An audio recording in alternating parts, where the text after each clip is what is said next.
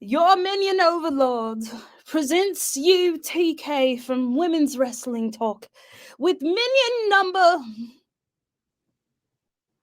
200,004. I like it.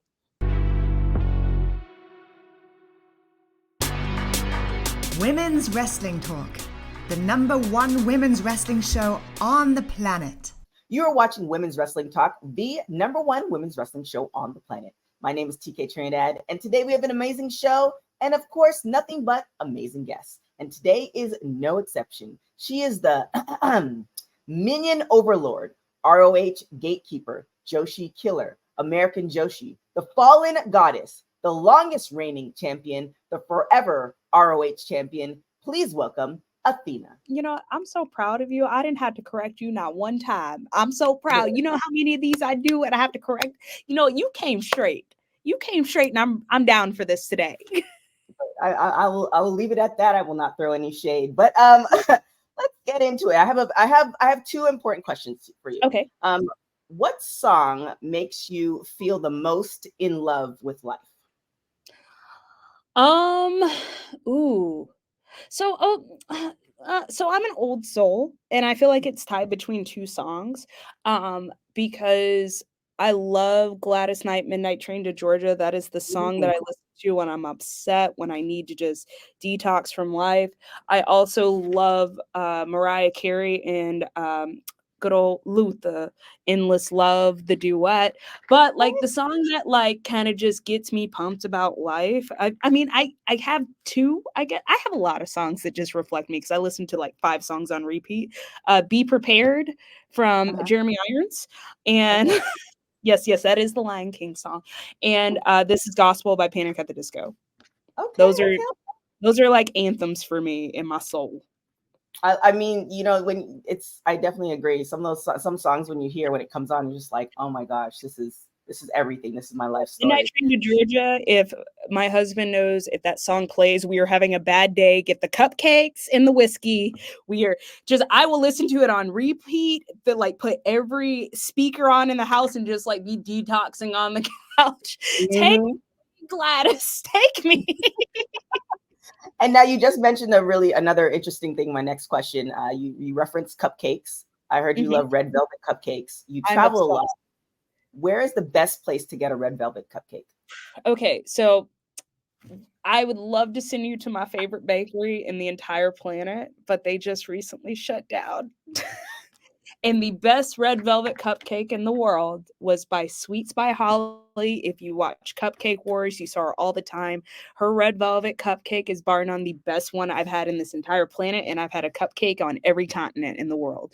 My favorite bakery that I will send you to, like my favorite cupcake outside of red velvet, is a cake batter cupcake.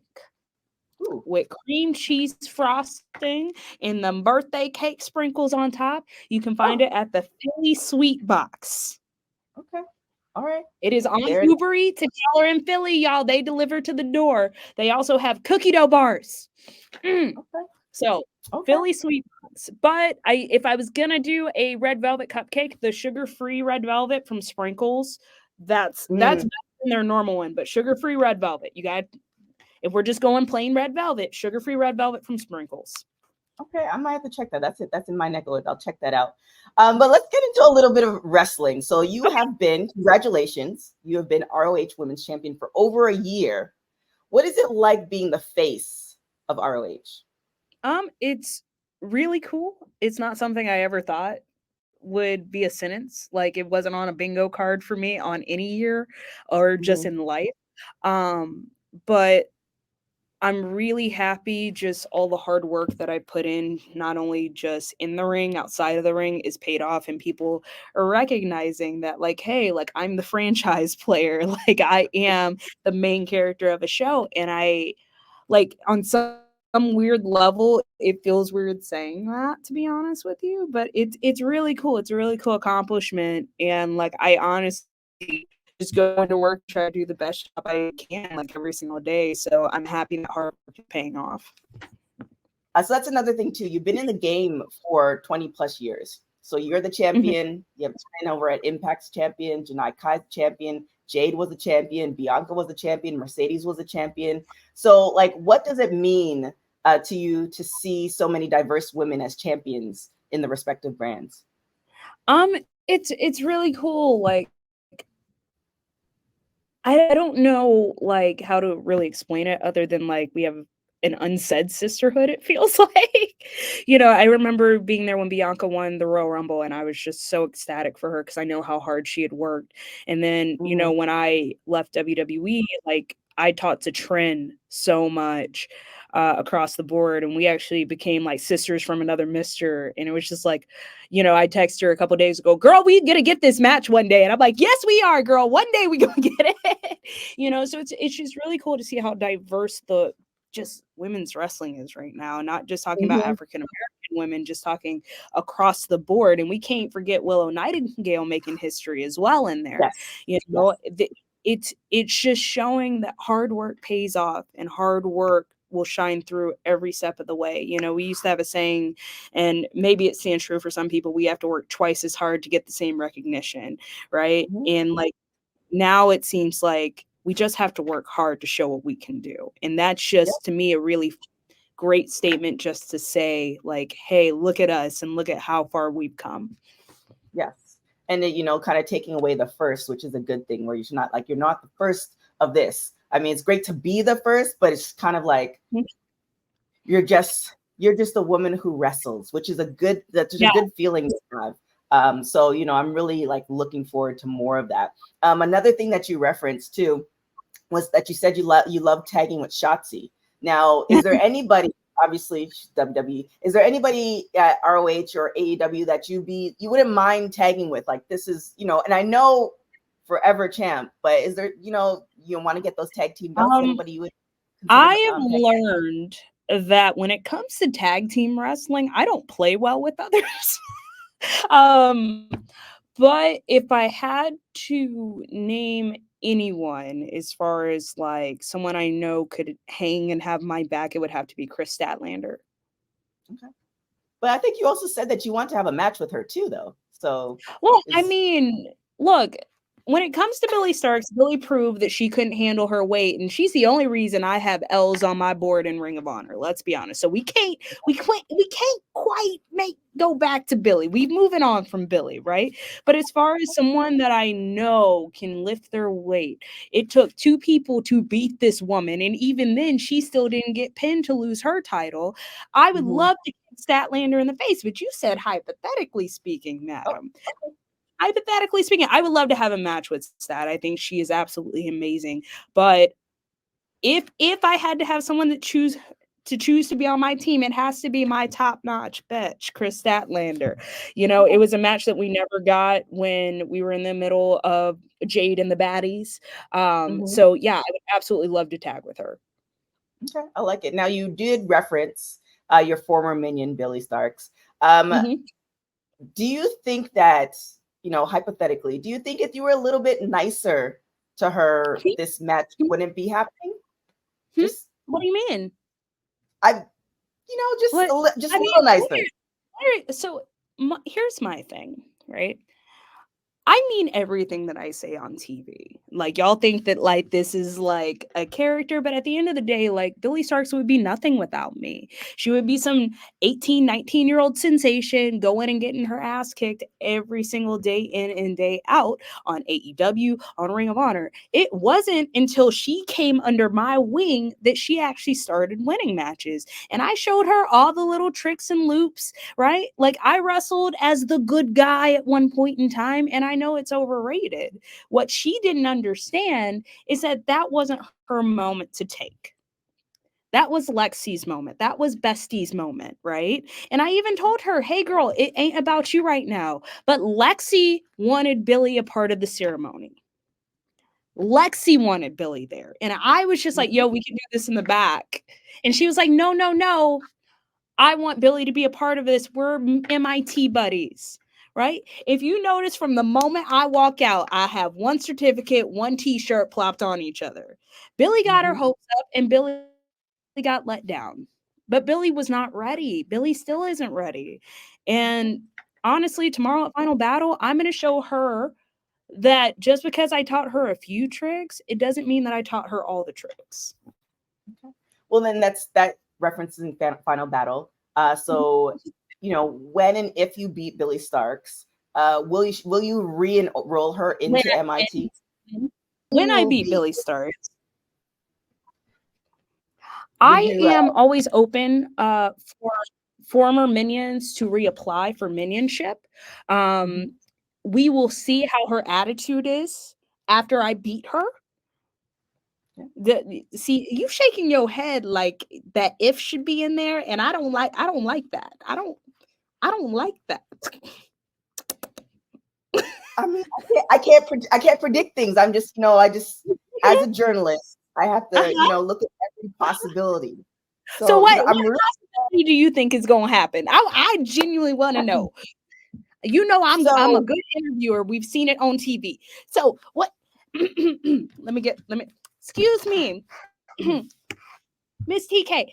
In your opinion, how do you think tomorrow is gonna go? so I think that Athena Mhm. will retain her championship, solidifying her as the longest ROH champion, and then, formulate a plan with the other TK, Mhm. the owner of ROH and Mhm. AEW, to tour Mhm. across the world, including Japan, to defend her championship. See, I knew I liked you. I knew I liked you. I knew from the moment. You know what? We need to enroll you in MIT, girl. We need to get you a minion number. Have you been graced with the minion number yet? I need to know. I have not. I thought you were the only one who can grace the numbers, so Of course. I'll take it. Yes. There's a lot of people online. They got minion numbers. I was just making sure we can make this official today if you are down, because I Yes. like the way you I'm talk. I'm down. Your minion overlord presents you, TK, from Women's Wrestling Talk, with minion number 200,004. I like it. Thank you. Thank you. Cue the applause. I appreciate it. Appreciate it. Appreciate it. Appreciate We it. appreciate your minionship. See, I Thank like the you. way, I like your thinking. I mean, look, I just aim to please. But another thing too, you had mentioned this in a previous interview. So after being a champion for a year, do you think Mhm. people still want ROH to fail? Because you had mentioned that, like, people were kind of, because you've been with ROH before, so this is not your first time around. But Mhm. this run is totally different. So do you think since you've been the champion, people have changed their outlook and their opinion on ROH? Um, I would like to think so. I try not to let social media hype get the best of me, because at the end of the day, I just go in and do the best job I can. I think a lot of people want me to lose the ROH title just so I appear on AEW TV, but in reality, like, I am helping build up a brand, so when I do leave, if if if by some miracle this hussy is actually able to do it, if mm, that word I don't like. I think more people just want to see this be showcased, as far as me Mhm, goes, on other platforms. mhm, Um, I don't think I'm done with Ring of Honor. I don't want to be done with Ring of Honor. On some level, I want to try to figure out on my schedule, like, if I can do both. And that's where my mhm, if will come in, if I can do both. Knowing that TK is open to it. And it's something that we have talked about in the past, because I do feel like the AEW women's division is slacking and they are very content, and they need someone like me to come shake them up. And I might have to find another minion. I gotta figure out how that's gonna work out, because MIT is a very prestigious academy, but it's nothing without its minions, or an on-air minion, if you will. I definitely think that this is something that I want to do. I want to take that big leap. I want to show the world, like, hey, this is what I've been doing on Ring of Honor. And if you saw it, you know the chaos that I am about to wreak on this AEW women's division. And we have women that are stuck in the 20s or something. We have spooky hussies. We have Willow still dancing, so that's on brand. Yes.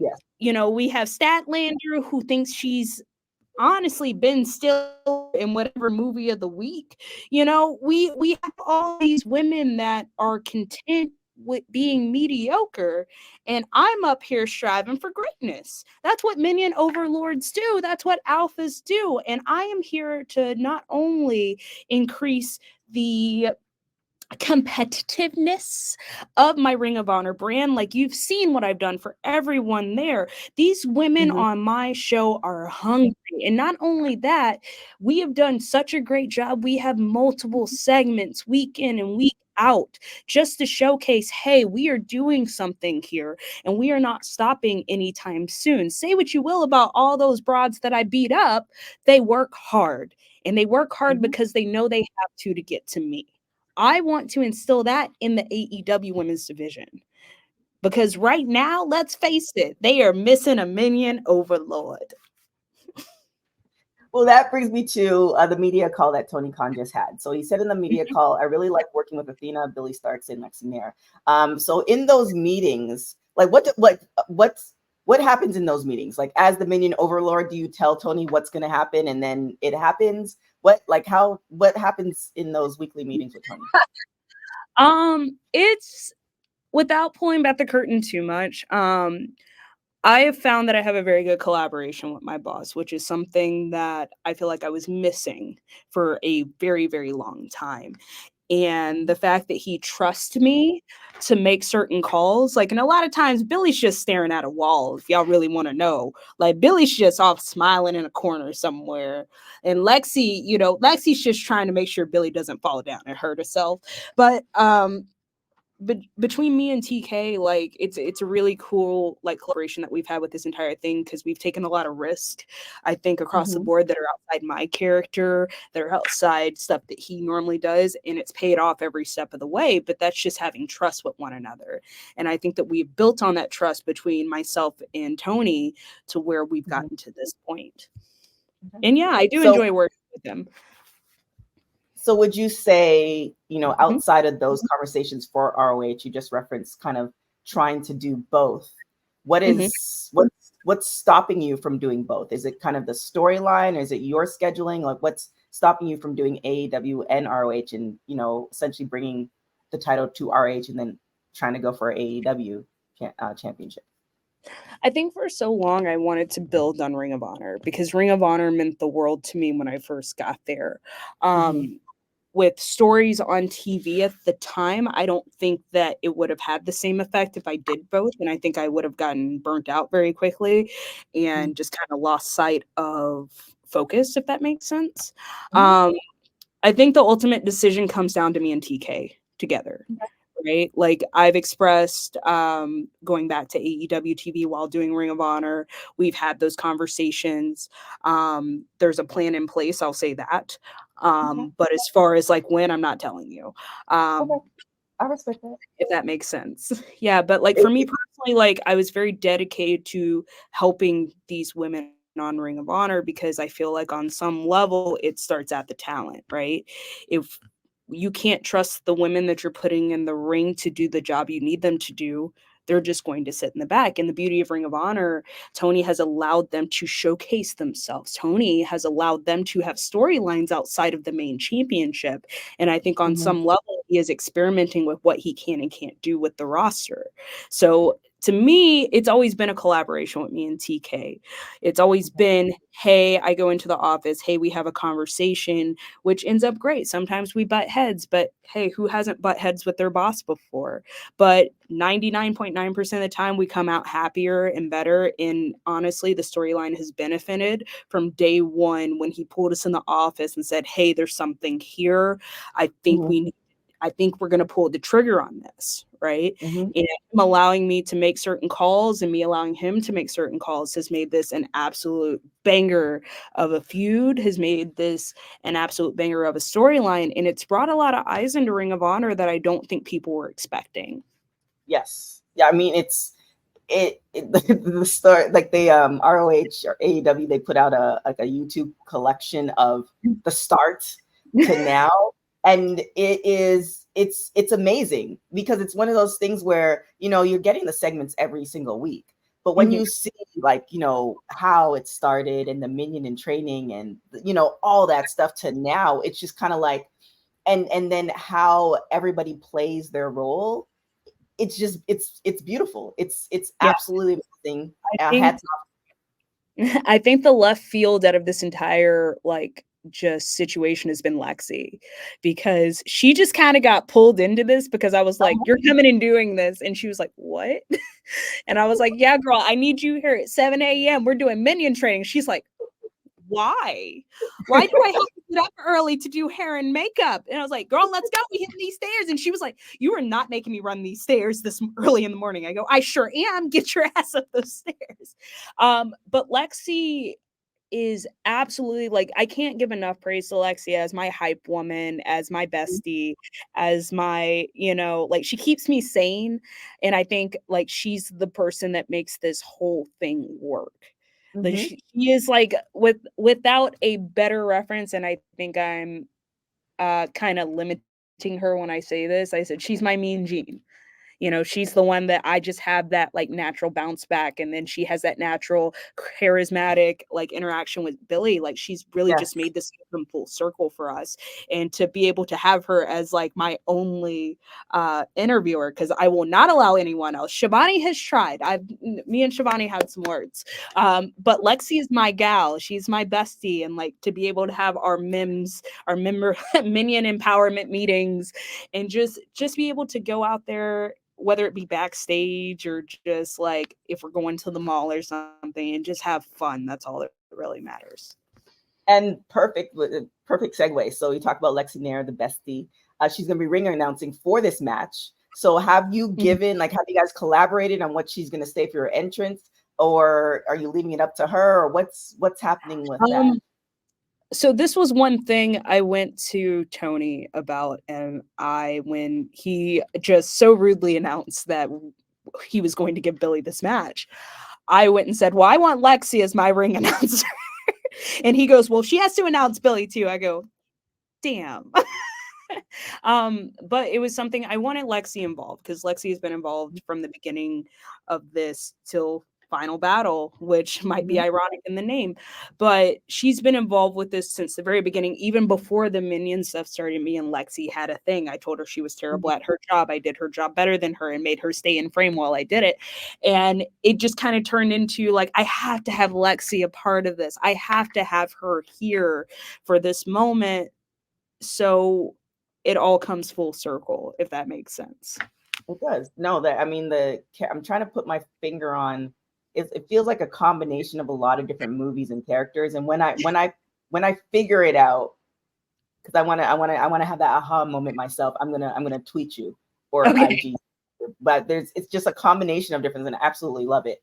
But you've been in the game for a long time, like I said before. If you get one do-over in your career, what would it be? I'm a firm believer that everything happens for a reason, and I wouldn't have had the year that I've had now with changing anything. I think if I were to change something, it would just be that I did me sooner. Because this is the same me that I used to wrestle on the indies as, did a little comedy here with the Submission Squad.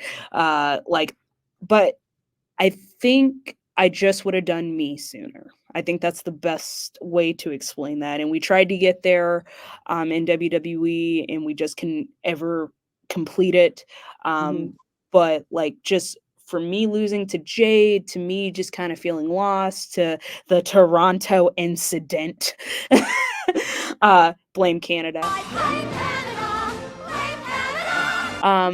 And just kind of organically shifting into, me and Canada got beef. Y'all better be glad that Justin Trudeau is so nice, because like, man, I would love to have some with him. As a fellow as a Canadian, I have no beef. Look, I'm just I got beef. It's mostly Montreal. Every time I go to Montreal, something terrible happens. This time, my broken nose, you can see it jig-jagging over here. Last time, I think, like, I had someone tried to come into my room. I had to Spartan kick them out of my room. I've got my rental car broken into. I've gotten my rental car stolen. I've gotten my gear stolen out of my bag. Me and Canada have beef. wow.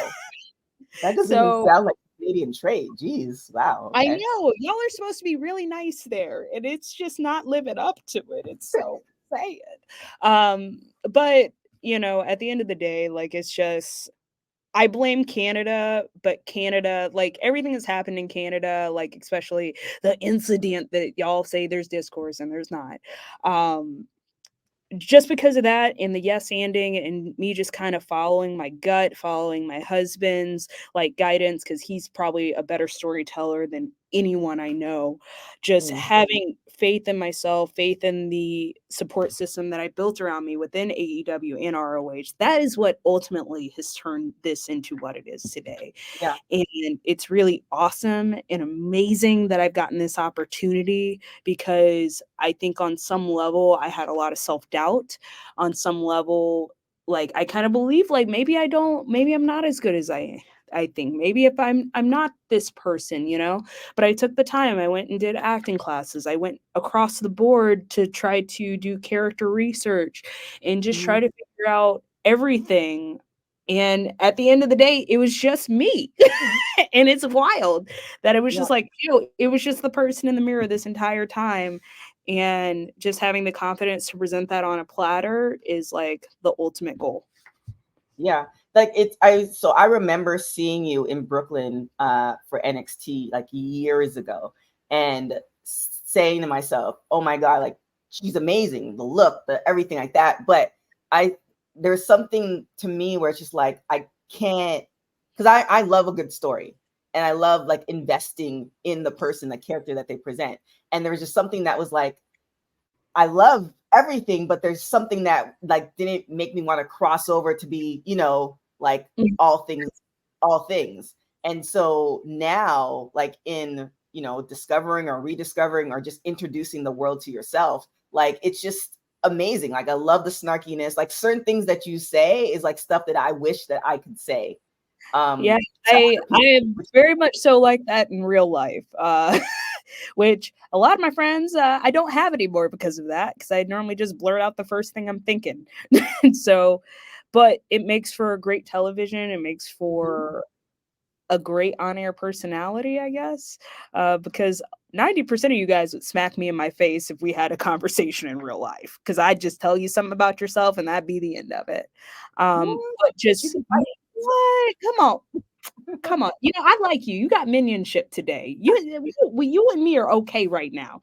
All right. But like there's a lot of people that are like, wow, you're just really abrasive. Wow, you're just really intense. And like now it's like, oh, that's what you guys see. No, I'm just Mm, being me. I'm just being me. This is just me on a platter. And it's really cool to just have that and be able to say, no, it's just me. And I really do thank Tony Khan for just allowing me to be me, which I don't think a lot of people give him credit. yeah, definitely. I mean, and referencing TK again. So this is the second time that you'll be main eventing a pay-per-view. So what was the initial, when you heard the news, what is the Um, initial feeling? he pulled me into the office and he's always so happy all the time. Like, I wish I had some of his positivity. It is not a gimmick. That man is happy 24/7. I don't know how, because some of the travel days we have, I'm just ready to kick people in the face. But like he's like, "Hey champ, what's going on?" I was like, "Oh, what's up, TK?" He goes, "Final battle. You and Billy." I was like, "Yeah, I was gonna talk to you about that." He goes, "Main event."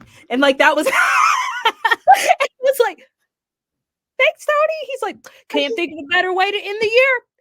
Doing great, champ." And then like just went on another situation. But like, and he's like, "I don't think it makes sense for anybody else to be in that position. You've been killing it day in, day out. It makes Mhm, sense. The story's there." I went to yell at him for like letting minions demand matches, because that's not what she does. I do the speaking, the talking, and she went mhm. and just went outside the bubble. and then I kicked her out of MIT again. So it doesn't matter. But like the fact that Tony has faith in me, not just once, but 2 pay-per-views in a row, like I think a lot of people thought it was going to be a one and done situation.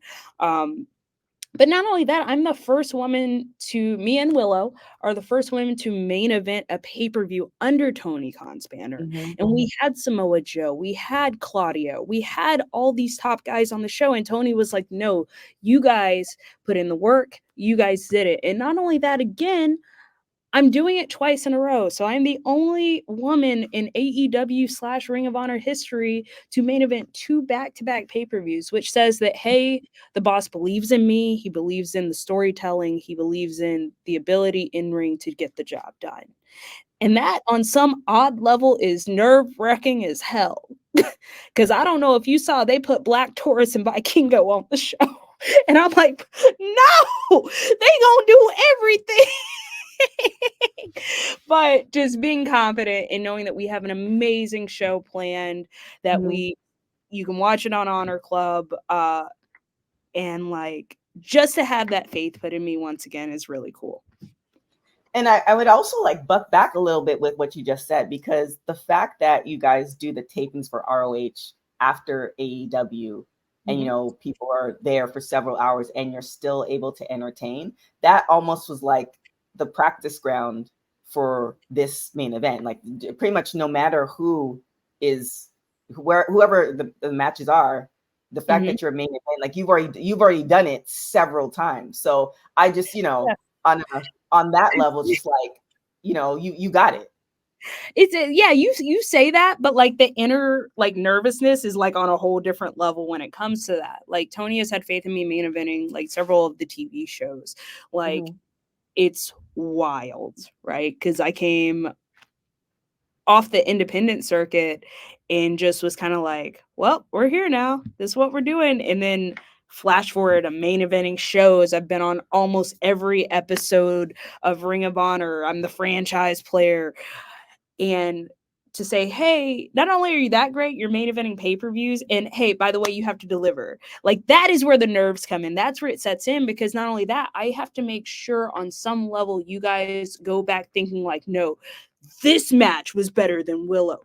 This match was better than Mercedes. This match was better than Layla. And I have to sit there and like consistently find ways in my crazy brain to make this wild and crazy and fun, and also make sure that story gets told.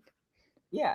And so if you have nerves, that means you actually care. So that's a good place to be in. I have all the nerves, girl. All of them.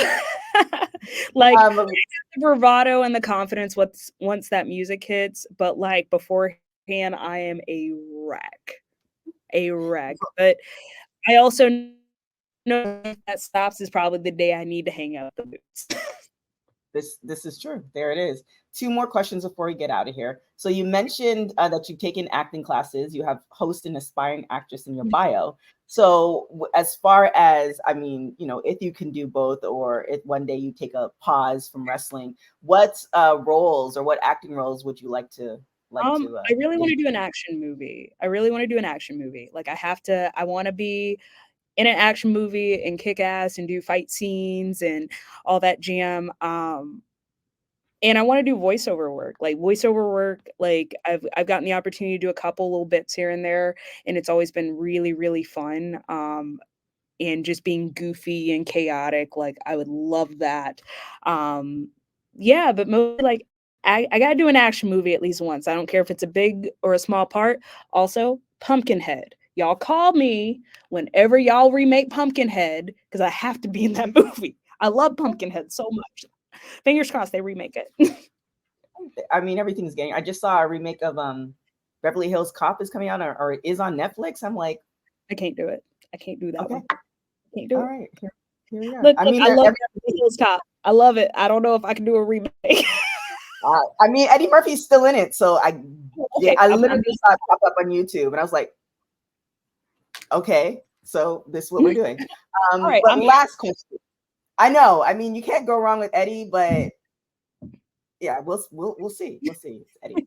Last question before we get out of here. So you're main eventing. It's with the former minion or your former minion. What do you have to say to Billie Starks? Billy, Billiams, Billy Goat, Minion, 400,237 and 3/4. You think that I've taught you everything, but baby girl, you just got on this track and I've been running laps around everyone since day one. You think that I've taught you everything? I just gave you little tricks here and there to succeed. But if you really thought I was going to teach you everything you needed to know to beat me, you done lost your damn marbles. Well, there it is. Let people know where they can follow you, buy the minion shorts, etc. How they can support Twitch as well, all the things. Yeah, we actually we're about to switch over to YouTube, but we will have our Twitch for a little bit longer. Twitch.tv/halfdragonap. You can go ahead and sign up on YouTube now. It's open. There's probably a video on there, but it's Half Dragon AP on YouTube. You can find me on social media at Athena Palmer _FGF. Like for fallen goddess, FG. But most of all, you can find me on Honor Club. You can purchase Honor Club right now, and you get to watch the pay-per-view for free. So, yeah, I think that's it. Get your tickets. If you guys are in town, hell, you can buy a flight right now and get here to Texas right now. Go get your tickets at rohtix.com. And I think I nailed that because I'm that damn good. Ha. You did nail it. And I'm notorious for saying this. This is the last question. It is in your hometown. Yes, so it is. How many family, friends, like what's the number? Like how many tickets is TK giving out for you? I think I was able to request as many tickets as I wanted, but I am the type of person that believes that, you better pay to see me. I think I have my own little section growing right now, but at the end of the day, you got to pay to see me. There it is. As a newly minted minion, I will try to make try to get that ticket to come and see you win and take over ROH. Well, you've taken over ROH, but also take over AEW and the rest of the world. But I want to appreciate you for coming on. This is one of my bucket lists. I've been watching you for a long time. And I'm really glad that I got to interview you right now, meaning that like where you are right now and everything that you've done, and everything is a lesson in life, but everything you've done to this very moment, and there's going to be more, but I'm really happy that I've had the opportunity to kind of watch everything and see you are and talk to you right now. So I appreciate you guys. Awesome. Thank you. No problem. I thank you guys for watching Women's Wrestling Talk. My name is TK Trindad. You can follow us on all social media platforms at www.talkpod.com. You can follow me at TK Trindad. Thank you guys so much for watching Women's Wrestling Talk, the #1 women's wrestling show on the planet. Women's Wrestling Talk, the #1 women's wrestling show on the planet.